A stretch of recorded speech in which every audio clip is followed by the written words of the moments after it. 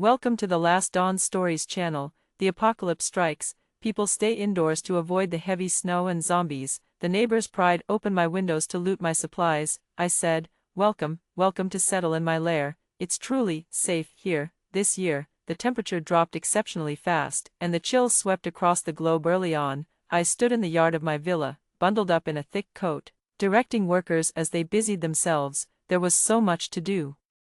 Another truckload of supplies had just arrived, and I instructed the workers to move everything to designated rooms. Passers-by and neighbors couldn't help but steal curious glances, with some even stopping to ask questions. Why are you buying so much stuff? That's several trucks already. You're not preparing for the apocalypse, are you? They teased me with a playful tone. I smiled and casually replied, a big snowstorm is coming. It's pretty close to the apocalypse.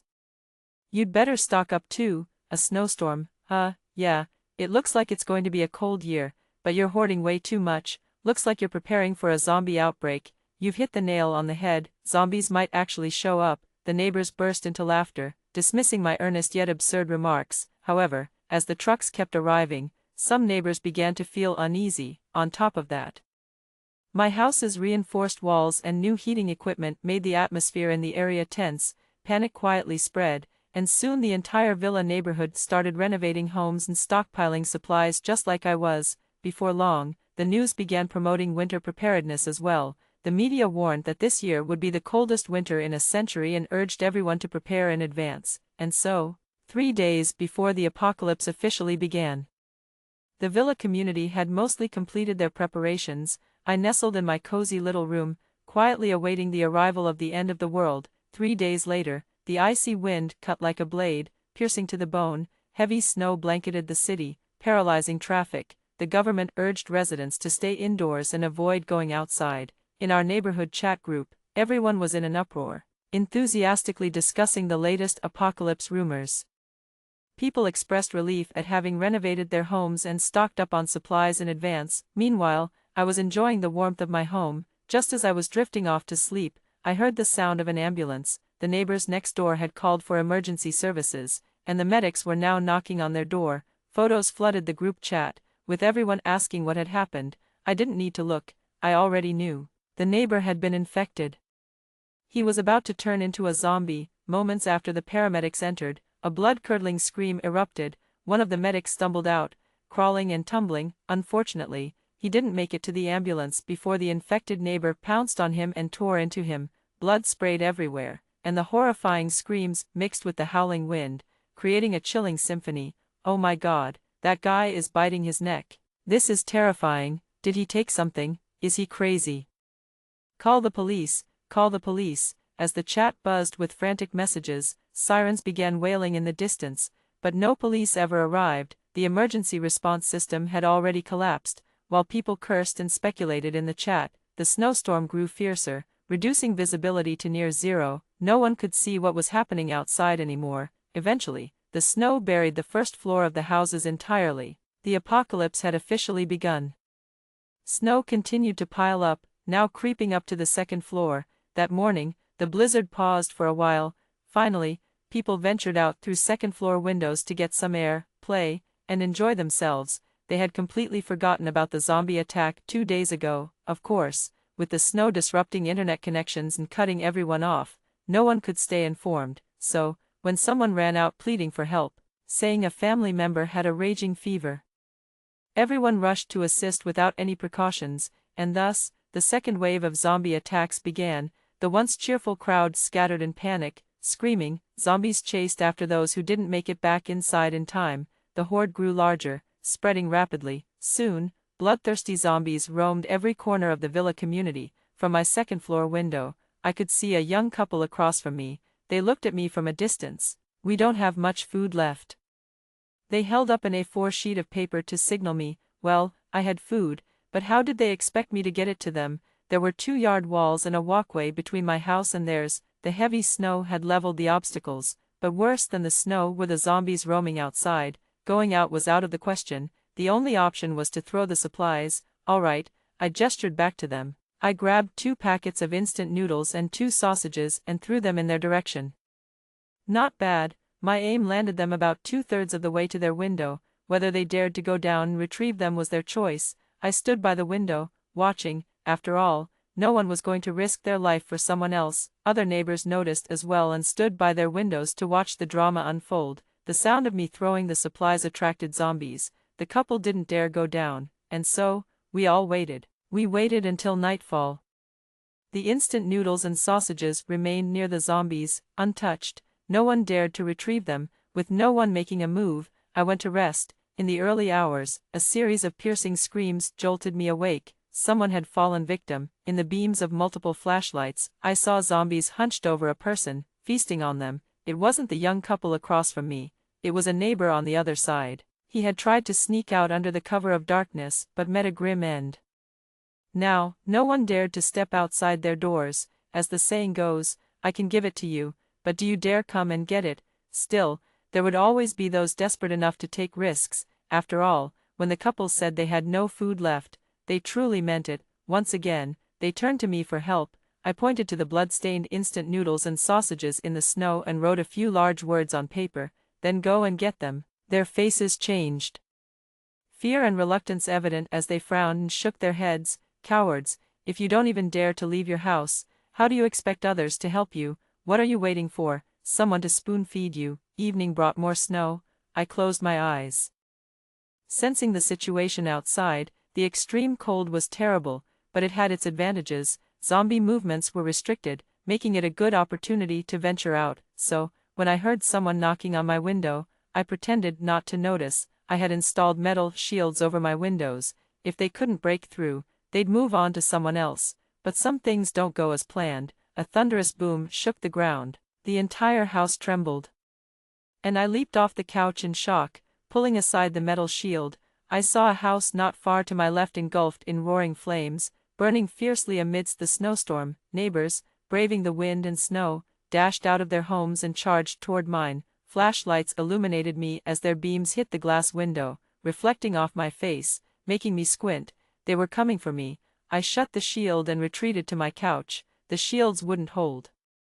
They banged on the windows with metal tools, producing a constant clang-clang. I watched the shields wobble under the force, cracks slowly forming. Thin beams of light pierced through, signaling the shield's imminent failure. Finally, a small but definite hole appeared. As they pried open the inner locks and lifted the shield, these would-be victors suddenly froze. I hadn't closed the window, not wanting them to smash the glass. Ironically, that hesitation gave them pause. "Well, what are you waiting for? Come in," I said calmly, urging them. The dim yellow light illuminated the interior. The living room was eerily empty, just a standing lamp, a large sofa, and a thick carpet covered with plastic sheets. Plastic sheeting also hung in layers around the room. The strange atmosphere made them hesitate. "Are you coming in or not? You're letting the heat out," I complained, annoyed. "Hand over your food, or we won't be polite." One of them threatened from the window. "It's in the basement. Go get it. You bring it up. Whoever wants it can get it themselves." I sat still on the couch, watching them calmly. "Cowards," I mocked, unable to hold back. One of them leaped inside. "What's there to be afraid of? I'll check it out," he said as he pulled aside the layers of plastic sheeting and descended the stairs with loud thumps. With someone leading the charge, the others, unwilling to be left behind or lose out, followed one after another. They scrambled inside and sprinted downstairs, except for one woman who stayed behind, staring at me. It was the girl from the couple across the street. She hadn't followed her boyfriend downstairs. "Could you close the window? It's freezing." I gestured at her. The wind felt like a blade cutting into my skin. Sitting directly opposite the window, I was starting to feel the chill. She was cold too.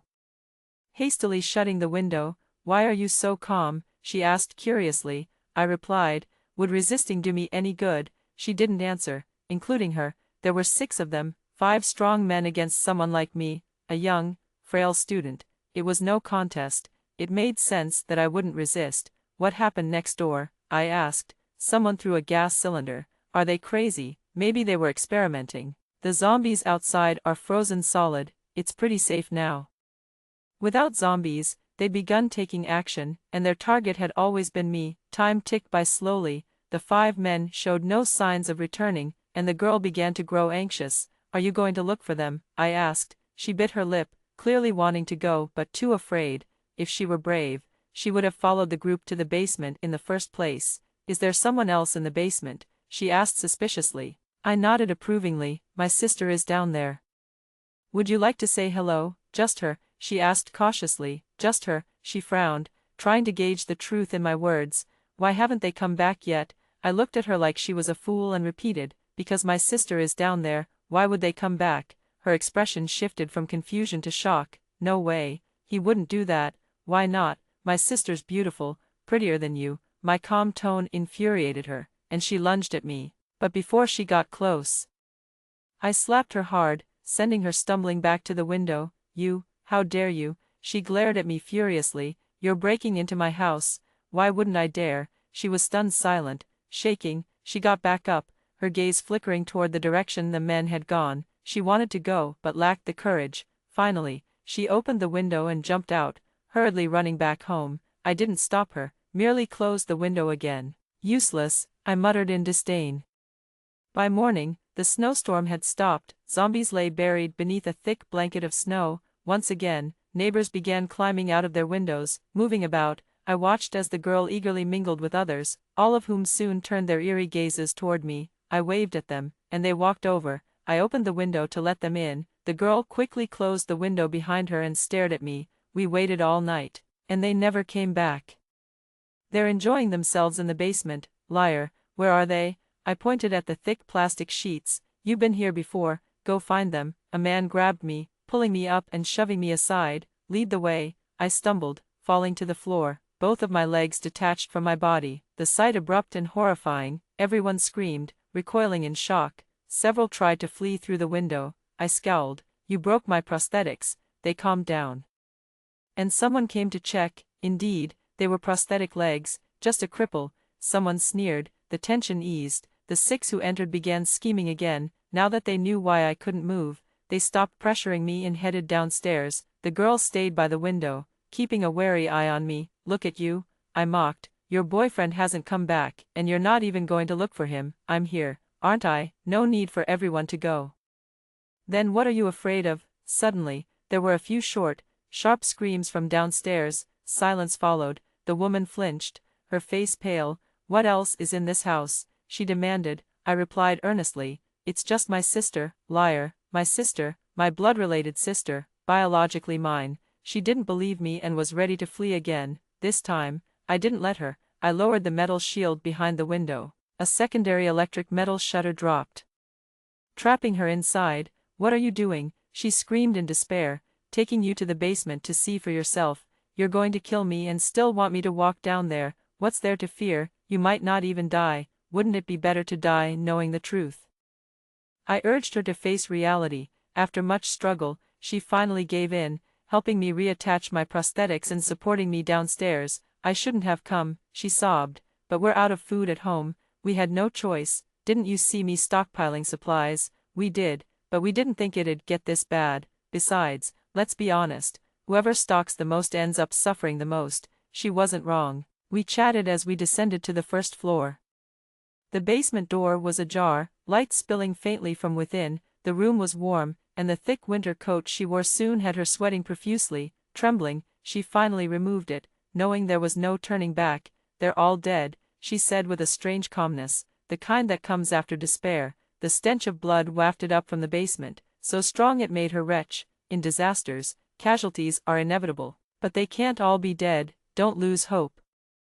I'll give you 2 choices. First, go into the basement to uncover the truth. Second, work for me. I'll choose the second. I'll do anything. I'm hardworking and reliable. She wanted nothing to do with the basement. The bloody stench was evidence enough. All right, then you'll work for me. There's only one rule here. Don't betray me, or you'll die horribly. With that, I led the terrified girl, now resigned to her fate, back to the second floor. After formal introductions, I learned her name was Tina. I sent her home to gather her essentials. Half closing my eyes, I wondered if she'd have the courage to return. The post-apocalyptic survival game was proving quite entertaining. In this villa-turned nest, danger and safety coexisted. She needed to think carefully about her next move. 2 days later, people began venturing out again, resuming social activities with enthusiasm. However, the zombie virus spread rapidly among the crowds. Though most outbreaks were promptly contained, One day, a woman appeared outside my window, pleading for help. My friend is injured, do you have any medicine? She asked. I handed her a sealed box of antibiotics. She thanked me profusely and hurried off. She reeks of decay. She's about to turn into a zombie, I remarked to Tina. We watched her retreating figure until a group intercepted her not far away. After a brief struggle, one of them struck her down with a club. Leaving her motionless in the snow, the attackers looted the medicine and tried to flee, but the woman suddenly sprang back to life. Now a bloodthirsty zombie, she lunged at them with terrifying speed. This was no ordinary zombie, she was faster, stronger, an unstoppable force. 3 or 4 strong men were no match for her. The snowy landscape was soon filled with screams and carnage as bodies fell one after another. A desperate couple fled the chaos, running toward our shelter. Without hesitation, they shoved Tina aside and climbed through the window. The man quickly pulled down the metal shutter, sealing the window shut. Outside, frantic banging on the metal echoed as survivors begged for entry, but the man ignored them. Screams of terror and death filled the air as the number of fatalities surged. Just listening was enough to imagine the hellish scene outside. The 2 intruders, pale and trembling, struggled to regain composure. The woman stammered an explanation. We had no choice. Who knows if any of them were bitten? Besides, letting too many people in would be dangerous. We said nothing, silently observing them. Soon, they regained their composure and began assessing the house. Why does it look like a crime scene in here? The man asked. For insulation, Tina replied. All right, so which room are we taking? Without waiting for a reply, the man began inspecting the house. The woman glanced at my prosthetic legs with disdain before following him. I asked Tina to help me downstairs. By the time we reached the ground floor, the couple had already searched the second floor and were trailing us to the basement. The man rushed ahead, pushing open the basement door. Why is it so warm down here? The woman asked, tossing her coat aside as she followed. What are you growing down here? The man was amazed by the scene unfolding before him. Stepping into the basement was like entering a mysterious tropical rainforest. Lush greenery towered overhead, creating a natural canopy. The humid, sweltering air made them quickly break into a sweat. They eagerly plunged into the dense vegetation, exploring its depths. I glanced up at the ceiling, and Tina followed my gaze. Clinging to the ceiling was a massive spider, its webbing cascading down like silken threads. What is that? Tina stammered, trembling. You actually keep this thing? That's not just a spider, it's my sister, Serena. She's very particular about her diet, I replied nonchalantly, watching her expression. As expected, Tina's face turned ashen, and she cowered behind me, paralyzed with fear. By this point, 2 pristine white cocoons hung suspended in midair. Tina finally grasped the reason behind the countless disappearances. The missing had been silently claimed, wrapped in silk, and left dangling in the basement, awaiting their fate. A spider. That's a person, and she's picky about her food. Tina couldn't take it any longer. Her eyes rolled back, and she fainted dead away. You couldn't blame Tina. Anyone would feel despair seeing such a scene. The enormous spider on the ceiling, black with red stripes, was indeed my sister. Biologically speaking, we were true siblings by blood. My name is Spencer, and hers is Serena. We were the products of synthetic biological experiments conducted in a lab in Japan. Using human embryos and cross-species genetic synthesis, they created new life forms for research, intending to repurpose them for military applications. My sister and I were spliced with spider DNA, granting us formidable combat abilities. Serena, however, was more perfect than I was. As a female, her transformed size was far larger than mine. In other words, I had a much better temper. This was one of the reasons Tina was still alive in my company. I had grown tired of being alone and simply wanted someone to talk to, though I didn't mind using her for my purposes if the opportunity arose. The main reason we chose to live here was because this villa complex hid a secret, deep underground. There was another lab. That lab's energy system still functioned, providing warmth, a very welcome surprise. Serena had a voracious appetite, and the meat we had stored was running low. We had been surviving by feeding on lab animals from the underground facility. When desperate neighbors came to loot during the harsh winter, they could only blame their bad luck. We never intended to take human lives, but in this harsh and meat-scarce reality, some became emergency reserves by default, since they insisted on generous donations. We couldn't exactly refuse. Still, it was just a thought. We had no plans to eat them. We believed we were still human and didn't want to take that horrifying first step. At that moment, I looked up, the 2 cocoons were gone, Serena had already taken them away. I dragged Tina back to the second floor and sat her down. As I raised the metal shutters, banging sounds immediately erupted outside. Soon, the shutters took a heavy hit and were forcefully pried open. This time, 3 men entered, all of them rough-looking. Tina was still unconscious, leaving just me, a disabled man, staring blankly at them. They probably thought I was frozen in fear. Once inside, they naturally closed the shutters again. One of them stared greedily at Tina, his eyes lingering as he grinned. "Hey, brothers, how about we have some fun later?" he said, looking smug. The other 2 gave him looks of disdain and shifted away slightly. They glanced around at the plastic sheets hanging in the room. "Why does this place look like a crime scene? Makes cleanup easier if things get messy. Too much hassle. Just toss him out and take the place," one suggested, gesturing at me. They ordered me to crawl out through the window and leave. If I complied, I might live. I glanced outside. Heavy snow was falling, and the temperature had dropped to -40 degrees Celsius. Kicking me out was a death sentence. I didn't bother arguing. Instead, I detached my prosthetic legs and, before their eyes, extended 2 thick spider limbs. The 3 men stared, dumbfounded. Their expressions shifted rapidly, from confusion to shock to outright terror, as my transformation completed. In the brief scuffle that followed, calling it a fight would be an overstatement. It ended almost instantly. Crushing them was boring, and the cleanup afterward even more so. Tina woke up to the sound of the commotion. The first thing she saw was my spider form, clutching a man in my arms. My venomous stinger had pierced deep into their bodies. The 3 of them convulsed violently, with massive pustules swelling across their skin. They collapsed to the floor, screaming and writhing, until their bodies dissolved into puddles of pus. Tina let out a deafening scream, rolled her eyes, and fainted again. "Pathetic," I muttered, "absolutely useless." When Tina woke up again, it was already late at night.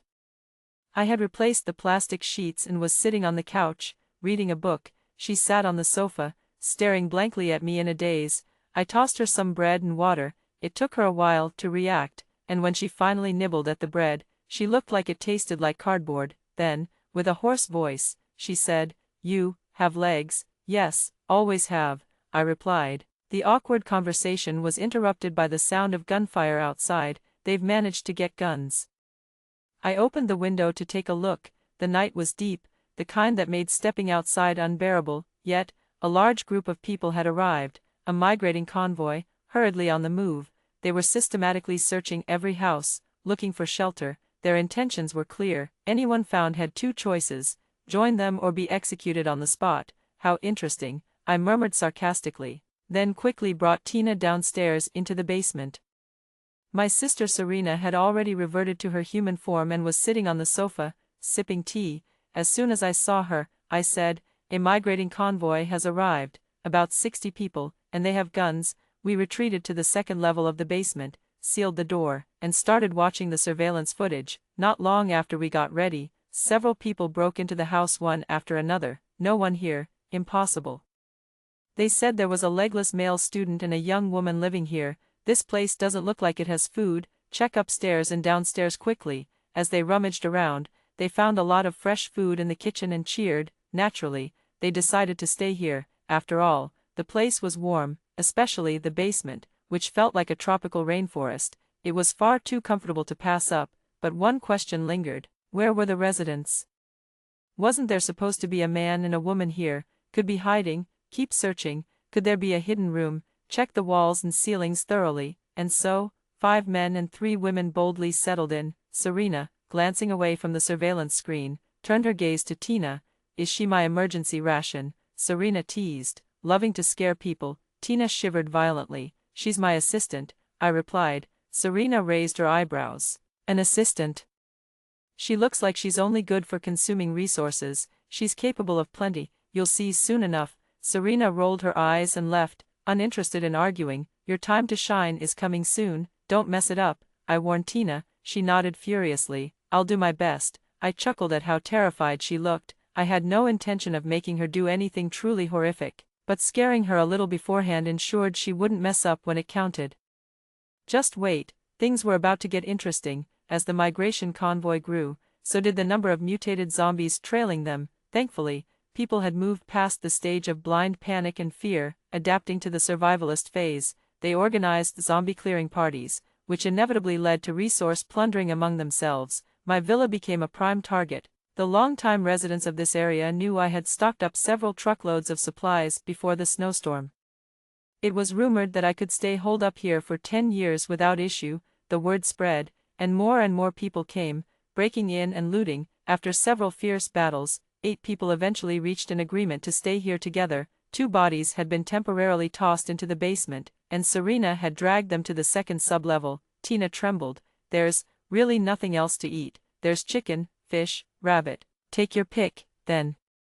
Then why keep the bodies? Medical students can practice dissection, maybe do some research. Medical students, where would we find medical students? Tina knew I was bluffing and didn't press further. Upstairs, however, they were unaware that Serena had taken the bodies. 2 people came down to the basement to move the corpses, only to find them missing. In the plant-filled basement, the bodies had somehow disappeared. The 2 fled in a panic, throwing the entire villa into chaos. Could they have turned into zombies? Impossible. I shot them in the head. They were definitely dead. Then where are they? It's just plants everywhere. We can't search like this. Clear out all the plants. We have to find them. They quickly cleared out the vegetation, but the bodies were still nowhere to be found.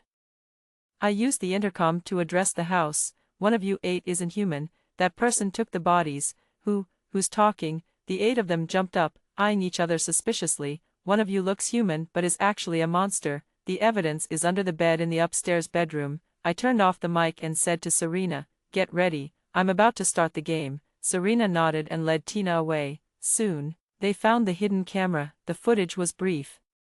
It showed the back of a woman twisting unnaturally in the dark, quickly transforming into a massive spider and crawling away. The vague recording caused an uproar.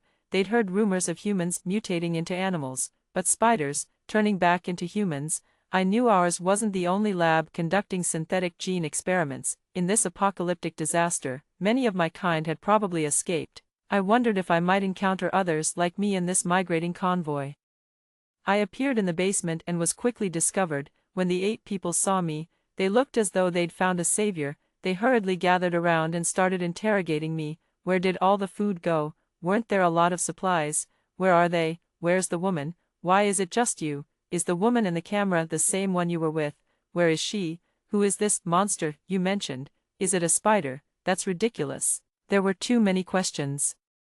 And everyone was speaking at once, creating a chaotic scene. I was cornered against the wall, staring intently at one of the women. She is. Immediately, everyone jumped back as though trying to avoid a plague, distancing themselves from the woman. The woman was furious. She stormed toward me and grabbed my collar, shouting, "What nonsense are you talking? When was I a spider spirit? Your blood is blue." The woman was both shocked and enraged. "You're lying. How do you know that?"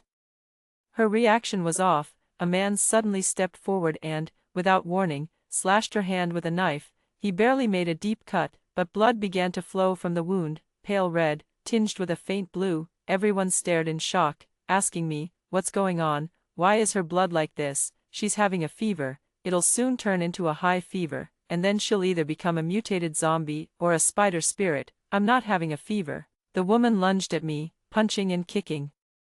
But she was quickly restrained and pushed into the corner. The man who had pushed her stepped back, keeping a distance. "She's burning up. Her temperature is very high." The man with the gun aimed it at her, stopping her from speaking. He turned back to me and asked, "What do you know? Tell us everything." So, I told them a true story. After graduating from university in Country J, I worked at an unknown laboratory. My main job was conducting various experiments with sample viruses on monkeys.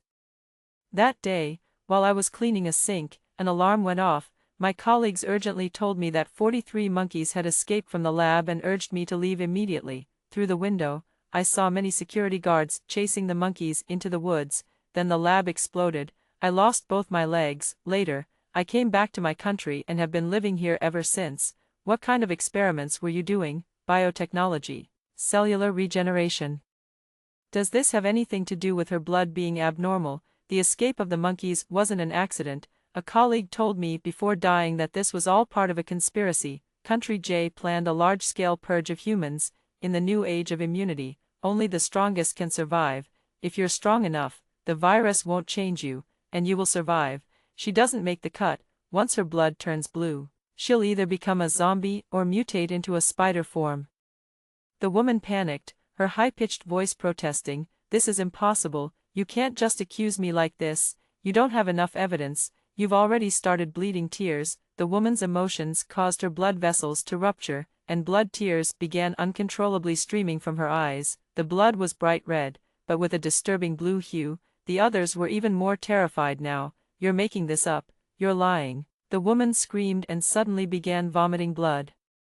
People shouted and covered their noses and mouths, fleeing to the farthest corners of the room. As they didn't know what to do, the man with the gun rushed forward and decisively shot 3 times. The woman was shot in the head and chest and immediately fell dead. No one mourned her. Instead, everyone breathed a sigh of relief.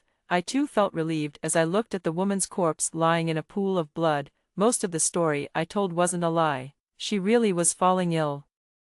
And soon she would have turned into a zombie, but she would have only turned into a mutated zombie, not a spider spirit, because the 43 escaped monkeys from the experiment were actually referring to us, 43 mutated synthetic organisms, 43 monsters, 43 human-faced spiders, terrifying killing machines. Although we didn't want to kill, in the end of the world, if we didn't kill others, they wouldn't hesitate to kill us. Now that one member of the group was dead, I hoped the rest of us could be kinder. Kind people could survive longer. Everyone carries the virus. As long as your immunity is weak, mutation is inevitable. If you get sick, it's just a matter of time before it happens. This was the information I shared with them. Some believed it without question, while others were more skeptical. "There's a way to verify it," I said. "Blood from people with strong immunity is bright red, so they're safe for now. If the blood is mixed with blue, that means the person has been infected and is starting to mutate." 7 people started to doubt and look suspiciously at each other. So, a self-examination began. The first to cut their finger was me. The blood that oozed out was normal red. Then, everyone had to squeeze out a drop of blood, and the results showed that 3 people had noticeable blue in their blood. The already divided group fractured even more. Humans and the soon-to-be mutated monsters couldn't group together for warmth. In an instant, the 8 people split into 2 groups. The weaker group, 2 women and 1 man, were forced to leave the villa. "What do we do now? It's so late. Where can we go?" "Who cares where you go? Get out, or we'll shoot you." The man pointed his gun at their heads. It was said that he still had 3 bullets left, enough to deal with them. So, on that windy evening, they were forced to leave the warm villa. Are we really letting them go? What if they tell others about the situation here? I replied, "I did stock up a lot of food. It should last us 4 to 5 months. The remaining 4 people's eyes lit up. "Where are the supplies? Show us." "They're in the basement." "I'll show you." The warehouse in the basement was indeed stocked with plenty of supplies. As I said, there was enough to last us for 3 or 4 months. Everyone's tense nerves eased, and they began to celebrate joyfully. Then they remembered that there should be more than just me living here. "What about the other woman? Where is she?" "She's on the 2nd basement floor." "There's a 2nd basement. What is she doing?" "Raising rabbits." Their eyes lit up, urging me to lead the way. The 2nd basement also had many plants. The lighting on the ceiling was dimmer than the 1st floor. "Why is it so dark? How do these plants grow so well without sunlight?" "Where is she?" "She was just standing next to me." Questions kept coming, but no one had answers. Taking advantage of the moment when the 4 of them were distracted by the tall plants, I silently slipped away. Tina was crouched in the corner, trembling and crying quietly. She transformed in front of me, doesn't even try to hide it. The she referred to was, of course, Serena. I sat next to Tina to comfort her, telling her it wasn't the time to be afraid. "People from upstairs have come in. The ones who left earlier brought 3 more people back." I looked at the ceiling. "They're looking for us. You go bring them down." In the short time we exchanged a few words, for white cocoons had already appeared hanging from the ceiling. It didn't matter that they had guns. The battle was already over before it started. Even if ordinary people stayed on high alert, they would be no match for monsters. The guns were just ornaments. "Go," I told Tina. "It's your turn." Tina gritted her teeth and stumbled off. The people upstairs soon encountered Tina, and naturally, some were willing to come down, while others disagreed. Tina led 2 men down. They held on to Tina's arms tightly and stood at the foot of the stairs, shouting, "Come out, Spencer. If you don't come out, I'll kill her." Tina forced a smile. "Did you ever succeed in threatening someone with a neighbor, even in normal times?" The man froze, a bit embarrassed. "Then what use are you? Wasn't your original goal to find supplies?" Another man said. "Forget about him, we have guns, we'll just go down and take it." They also have guns, probably hidden somewhere. With all these plants, it's too easy to hide. If you're not going, we might as well go back. They started pulling Tina back up the stairs. They had only climbed a few steps when a loud clang sounded. A metal door came crashing down and sealed the entrance tightly. "What's going on?" The two men panicked and immediately began kicking and banging on the door, but it wouldn't budge. They were trapped in this dim, damp place. "What's going on?" One man swore in panic. Tina was even more terrified. "Spencer, are you there?" "I'm here," I casually replied. Bang, bang, bang. The man standing next to Tina immediately started shooting in the direction of my voice. "What are you shooting for?" Tina screamed. "Are you out of your mind?" The man holding Tina cursed.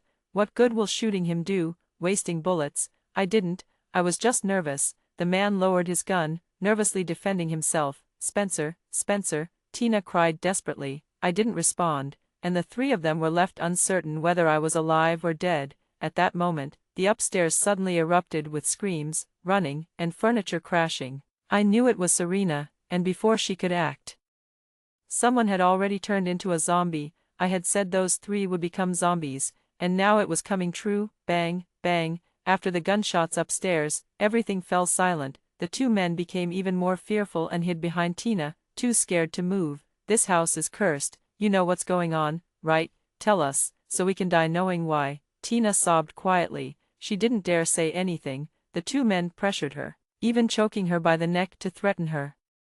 Seeing that I was unresponsive and didn't care about her fate, Tina compromised. "He eats people, he's a cannibal." Tina started making things up. "He killed people, and the bodies are hidden in the freezer." The answer was terrifying, but also not impossible. However, there was no evidence, so they had to look for another exit. They no longer stayed in place but started heading toward the freezer. They stuck close to Tina, pressing against her as they moved forward. "Why didn't he eat you?"